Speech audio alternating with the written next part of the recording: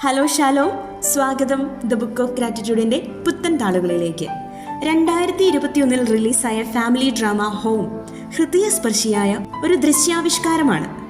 ആധുനിക ടെക്നോളജികളോടൊന്നും അധികം പരിചയമില്ലാത്ത ഒരു നിഷ്കളങ്കനായ പിതാവും അദ്ദേഹത്തിൻ്റെ മകൻ ആന്റണിയും. ആന്റണി അയാളുടെ പുതിയ സിനിമയുടെ തിരക്കഥ പൂർത്തിയാക്കുന്ന തിരക്കിലാണ്, സമ്മർദ്ദത്തിലാണ്. ന്യൂജൻ മക്കൾക്കൊപ്പം എത്താനുള്ള അപ്പൻ്റെ പരിശ്രമങ്ങളൊക്കെ നമ്മുടെ കണ്ണുകളെ ഈറനണിയിക്കും.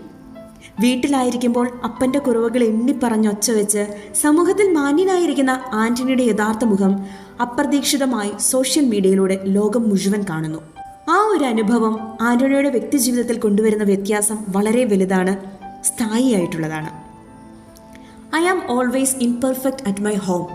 കുറവുകളോടുകൂടി, പരാതികൾ കൂടാതെ എന്നെ സ്വീകരിക്കുന്ന ഇടം തൻ്റെ വീട് മാത്രമാണെന്ന് ആന്റണി തിരിച്ചറിയുന്നു. എനിക്കെൻ്റെ വീടെന്താണ്? സ്നേഹം, ദേഷ്യം, വാശി ഒക്കെയുള്ള ഇടമാണ്.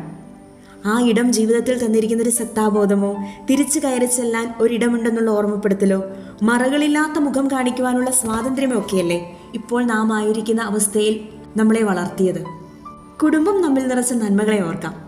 അച്ഛനെന്നോ അമ്മയെന്നോ സഹോദരനെന്നോ ഒന്നും വേർതിരിക്കല്ലേ. വീട്, അത് മാത്രം മതി.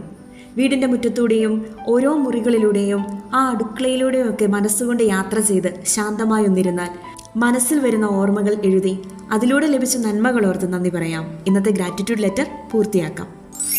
വീടോർക്കുമ്പോൾ മനസ്സിലേക്ക് ഓർമ്മ വരുന്നത് ആർക്കാണോ അവർക്ക് ഇന്ന് ഈ സന്ദേശം അയച്ചു കൊടുക്കണം.